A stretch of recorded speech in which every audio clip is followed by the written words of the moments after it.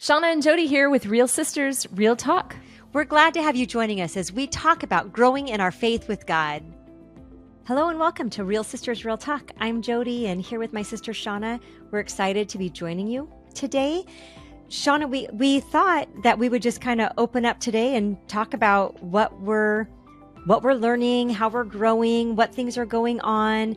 I just want to say, we did just celebrate our mom's 87th birthday, Yay, which was Mom. so exciting. Happy birthday, Mama. I know. We got to have her over for dinner and she got to watch the grandkids, her great grandkids, swim and that kind of thing. So we had a fun day. She said she had a really great day and that's special. That's what we want. We want her to feel loved. And yeah. So you know what? If you out there, listeners, have a birthday this month, happy birthday. Yeah. God bless you. We want you to feel loved and special this Absolutely. month. So sister, how are you doing? What's going on? You know what? If anybody asked me that question, I would not give them the answer that I'm going to give you. I'm just being honest. Well, isn't it true that when people ask how you're doing, they want to, typically we assume that people want to hear, good, Yeah. doing good, Yeah. real good. Actually, I think but that's not what I want to hear. Yeah, we talked about this on a recent episode. I can't remember if it was last week or not, but when my daughter Eden was in Africa, they had this greeting that they greeted each other with Sanubunani, which means I see you. I see you. Like I'm here with you. So, we might say, hey, how are you? And we keep walking. We're not looking for an answer to the question. And, Sanubunani is very, very different. It's, I'm with you. I see you for who you are. So, sister Sanubunani, okay, we want to hear from you. Shoot, what's going on? This feels very vulnerable, but I truly do. Okay. I mean, this is kind of how this podcast all came about, was the conversations we have where we process with one another. And I share with you kind of what's going on in my world, or you share with me what's going on in yours. And we help one another to see God in it and to get some perspective beyond ourselves. Sometimes you can't see the forest for the trees kind of thing, which I don't know what that means, but I think it applies here. And I usually get those wrong. I know. We're so good at those, aren't we? I am just actually procrastinating answering your question at this point. I am doing okay. Well, I'll procrastinate for you. Okay. I'll procrastinate for you a little bit further. Okay, good. Johnny, I said a saying the other day. You know what? I should have actually thought through what the saying was before I started that conversation. It was something about your, my eyes are bigger than my stomach. And he said, is that really what the saying is? And I'm like, yeah, it is. It's my eyes were bigger than my stomach. And he's like, isn't it your eyes are bigger than your plate? I'm like, I think I learned your eyes are bigger than your stomach. I think it's stomach too. At least that's how we said it in our household growing up. So maybe we can blame it on mom and dad that we're not good at these There things. you go. Okay. So we're done procrastinating. I have a reputation for getting things like almost right. Like Haven thinks it's absolutely hilarious because she'll say, like, she loves to watch this TV show. I think it's a Disney Plus or something, but it's like, to be totally honest with you, I don't know what it actually is. It's either Alexa and Katie or Katie and Alexa is the name of the show. Oh. And you would think I would have a 50% chance of getting it right. That is not true. Like I always get it wrong backwards. So, but it's enough that she knows what I'm talking about. I'm like, oh, do you want to watch an episode of, Alexa and Katie? And she's like, Katie and Alexa, or vice versa, whatever it is. So it's kind of my thing. I'm owning it. I'm with you. It's my shtick. Do it all the time. Get like one word wrong in a saying. And, when you're saying a saying, it kind of matters, but, whatever. Yeah. Whatever. You get the gist of what I want. Contextually, are you confused about what I'm saying? No. Right. Okay, here we go. I am going to be vulnerable with you, and I just would truly, genuinely love your feedback. So, Holy Spirit, be right in the middle of this conversation. Helping us to gain understanding of what you're doing and what you're up to. So I emceed an event last week, and there was one aspect of the event where I just felt like I needed to veer from my notes and just go with it. And so I did. And there was an aspect of something they asked me to do that I didn't do.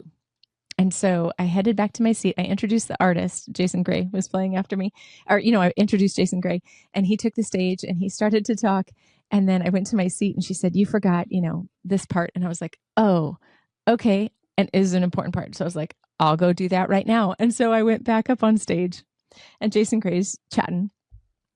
And then, he saw that I was there and I was like, "I am so sorry to interrupt. There's, one more aspect that I need to share." And he's like, "Yeah, actually, I didn't know why I just kept talking and why I wasn't playing my guitar and singing a song. So it must have been so you come back up." Anyway, it was one of those evenings that was really sweet, very authentic. But when I got home that night, I laid in bed beating myself up over the mistake that I had made and feeling like I had really blown it. So I had a hard time falling asleep that night, and then kind of the same thing the next day. And this was hanging over me and it was just really bothering me. So on Saturday morning, I got an email from the person who had hired me. And I was like, I got that rock in my stomach kind of a feeling. And I was almost tempted to say, "You don't have to compensate me."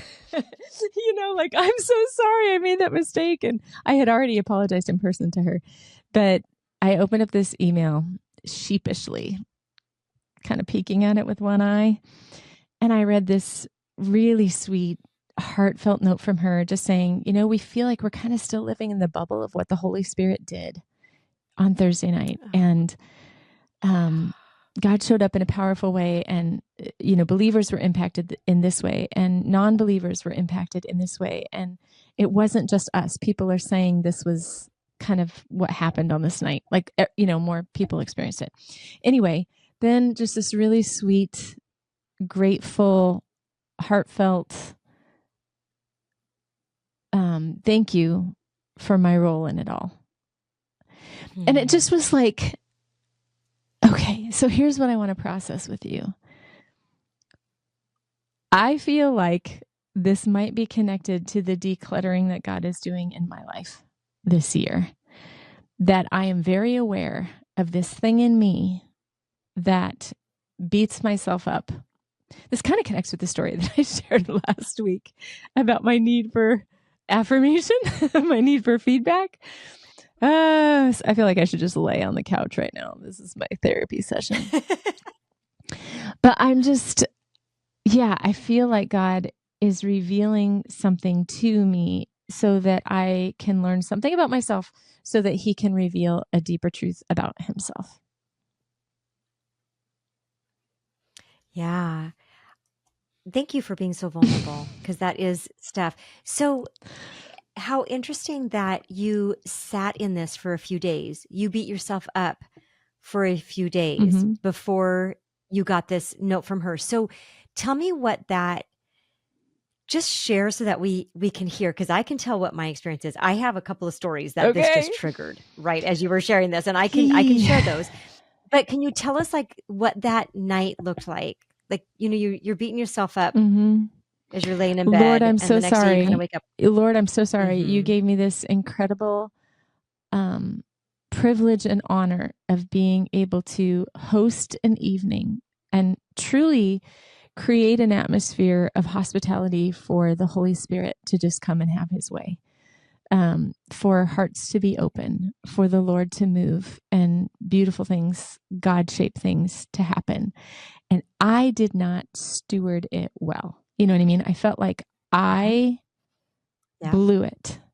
And there's a part of that is feeling like somehow it's all on me. Right. Right, Shawna. The focus is actually on you, not on the Lord. Yeah, it was really yuck. Okay. Yeah, and it feels yuck, and you can't sleep, and it's that beating yourself up and all of that. So I will say, well, let me share a story that's similar real quick, and then I want to get to like how the Lord meets us in that time and how we need to pay attention to that, because that that's the important piece here. And so I want to hear about, he met you in the email, but I'm guessing he met you in different ways too. But I do remember a time when I was speaking at an event at a different church for they had hired me to come out and speak, which was so much fun. And I had traveled for it and everything. And there was 2 nights that I was speaking the same message. They do the same event 2 times.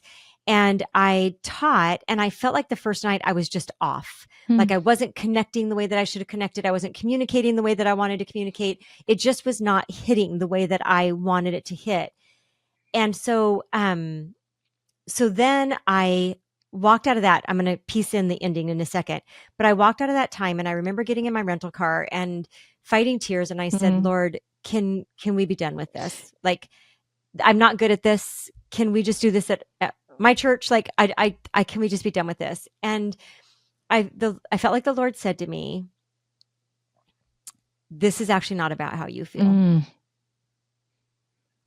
This is what I have called you to. And then I really felt like he said, how many people accepted Christ tonight? And there were probably between, I don't know, it was over 6, probably less than 12 that raised their hands to accept Christ that night. And he's like, this is not about you.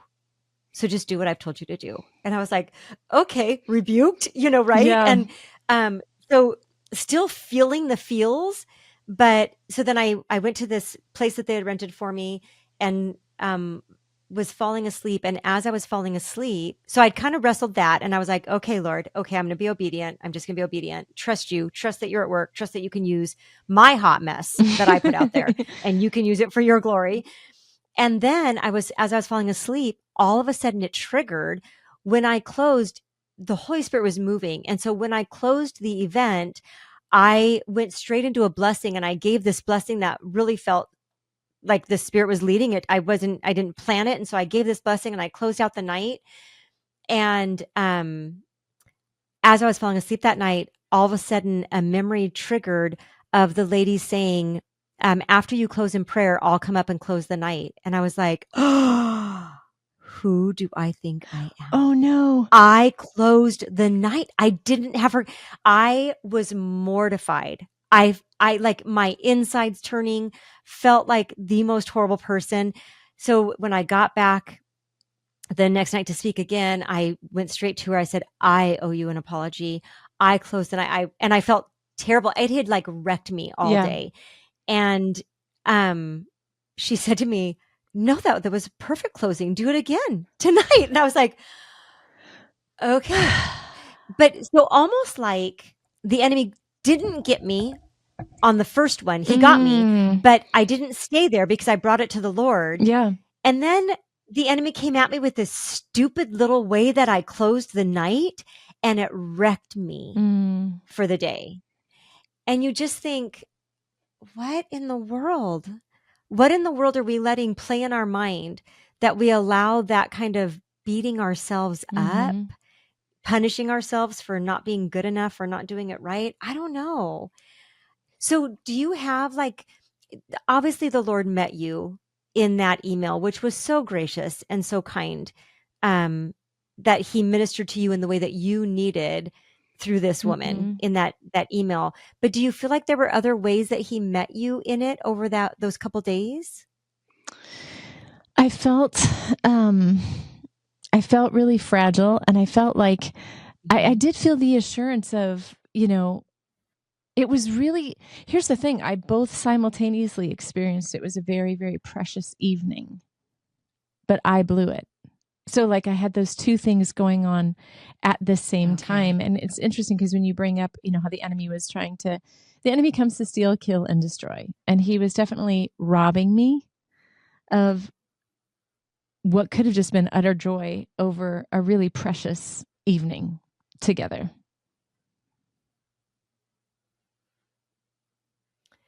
Right. And so, yes. And so there's paying attention to that. The enemy did that through self-doubt, right?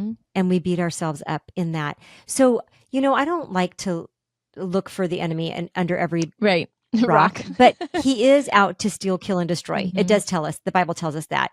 We know that the enemy is trying to take us out. And then, what easier way than using our own insecurities, our own kind of tender spots, right? Or areas where we feel like we have struggled before.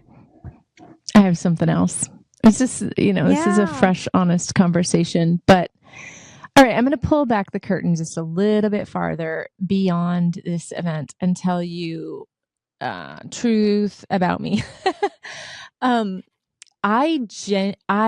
in general have almost like I regularly think the thought, they probably don't like me. So like if I meet somebody for the first time and I think, oh my gosh, she's so cool, like I would love to be her friend, then I'm like, yeah, but she probably won't like me.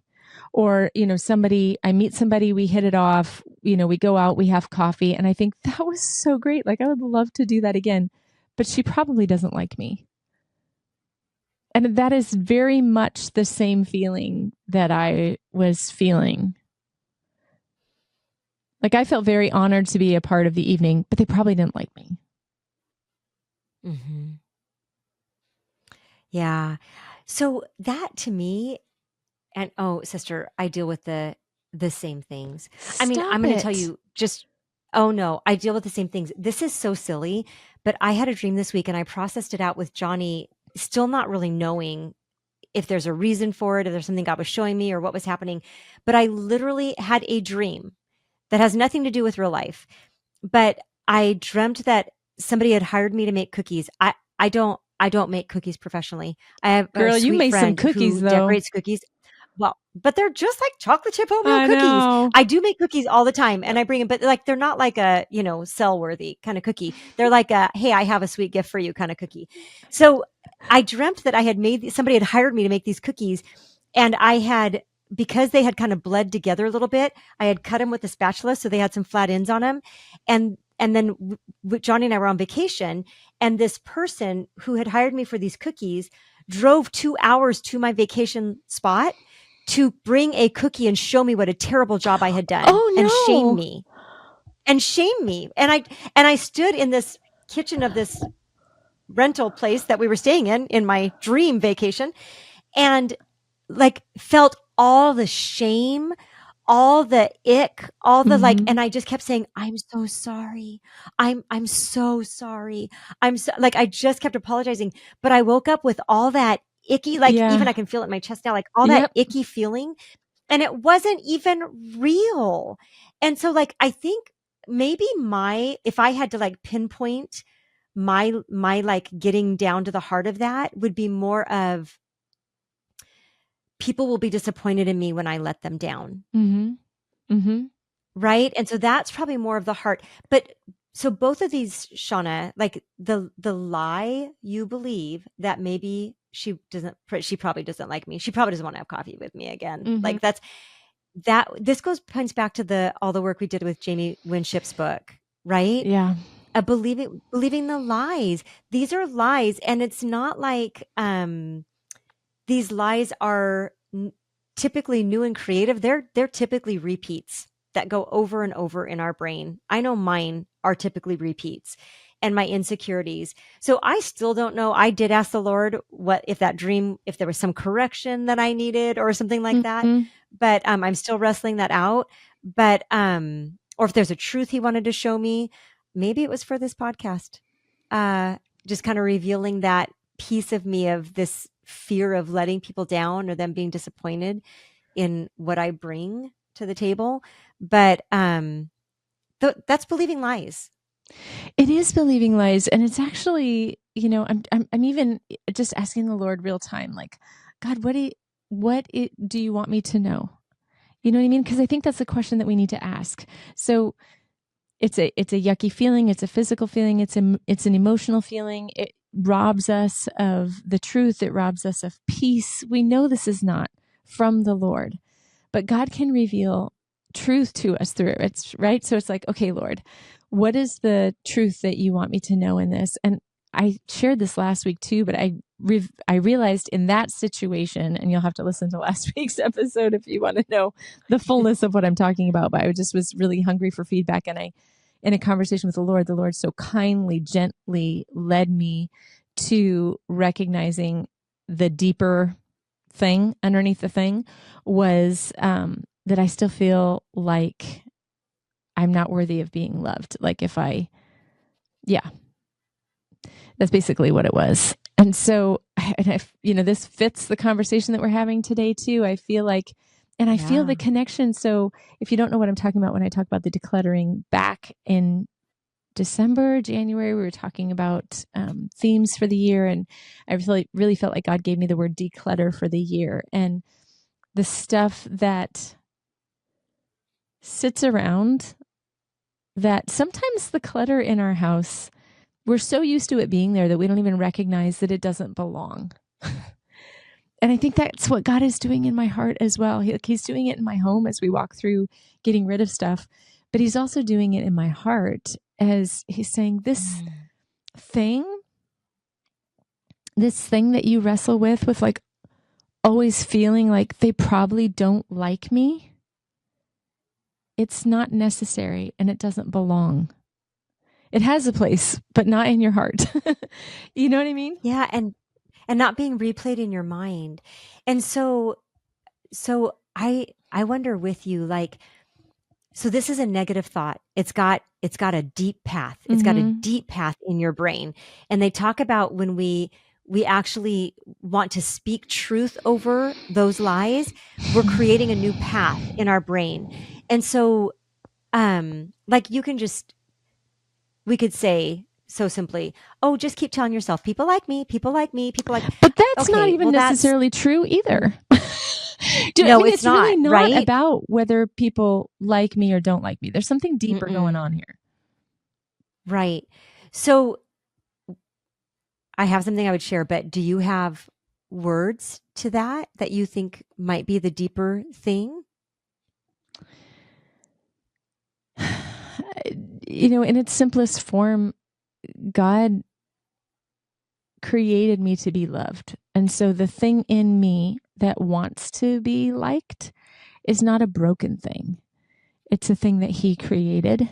And anytime that we try to fill that with anything other than him, we're going to be left wanting. It's going to rattle around in there. I think it was Tim Keller who said that, right? Like, there is such a vast space inside of you that only a great God could fill. You could put everything that the world has to offer in that space and it would just rattle around in there. And so, I feel the invitation of the Lord once again to just like, let me come and fill that space. Let me, that thing in you, that itch to feel loved, I will satisfy that in you. Nothing else will. That's, I think, the heart of this, because the truth is not people like me, people like, the truth is that God actually delights in you because he created you and you're his girl. So that's truth, right? That can be spoken over the lie. And like you said, only God can fill that God-sized vacancy in your heart. And so, And so, so honestly, like, even when you look back to the night after the event and you beating yourself up, like, you did bring it to the Lord, sister. And yes, you had to wrestle it, but you brought it to the Lord. And he did meet you in it. And, there's it doesn't mean like this is the easy button, but that is the way to find truth. Here's the thing too. I think if one of my girls, like if this was their scenario and they came to me and said this thing, I, with great confidence, would be able to tell them how utterly secure and how perfectly loved they are. And, what a sweet human being you are and how I delight in them and all of those things. But it's hard to tell yourself that. And so, I mean, this is where the one anotherings come in. We need each other. I need to hear from you the things that I have a hard time telling myself. We do need to be kind to ourselves. We do need to tell ourselves the truth, because sometimes, this is another Tim Kellerism, but he says that voice that's constantly going on inside your head is not always telling you the truth. And sometimes you need to talk back and you need to tell it what is up. I'm not sure that's how Timothy Keller said it, but that would be my translation. Shawna term. Yeah.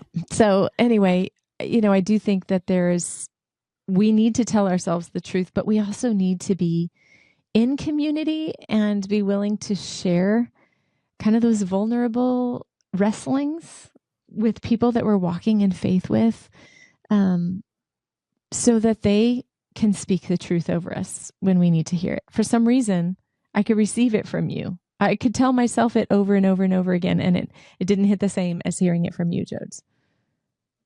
Yeah, and that's why we need those people in our lives. We need people that we trust, people that we can be honest and vulnerable with in our lives. As you were sharing, Faye, my granddaughter's verse came to mind as truth. So it's Psalm 139, 13, 14. And if you've heard me tell the story, like when God gave me that verse for her, I was like, oh, that one's so basic. Like, don't you have something more for her? But I'm telling you, this verse is so powerful. And I want my granddaughter growing up knowing the truth of Psalm 139, 13, and 14. For you created my inmost being. You knit me together in my mother's womb. I praise you because I am fearfully and wonderfully made. Your works are wonderful. I know that full well. Like, I know that full well. Like, I'm going to walk in that truth. I want my granddaughter walking in that truth. Sister, you get to walk in that truth. It is truth. And you get to stand on that. And you get to walk in it.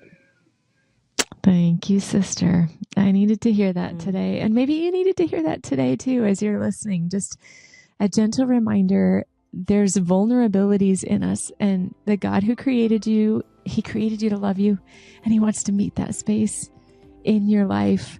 So I hope that you have a Jody in your life. I hope there's someone that you can, if you're feeling vulnerable, that you can just kind of wrestle this out with and be honest with, kind of pull back the curtain and say, this is what my heart is feeling. And I want to come across as confident. I want to come across as I have it, as, having it all together, but this is real. And I'm really wrestling this out because we really, really do need each other. And on that, I'll just remind you, thank you for spending this time with us. We really, really are so grateful that we get to walk out this life together with you. We serve a real God, and he really loves you.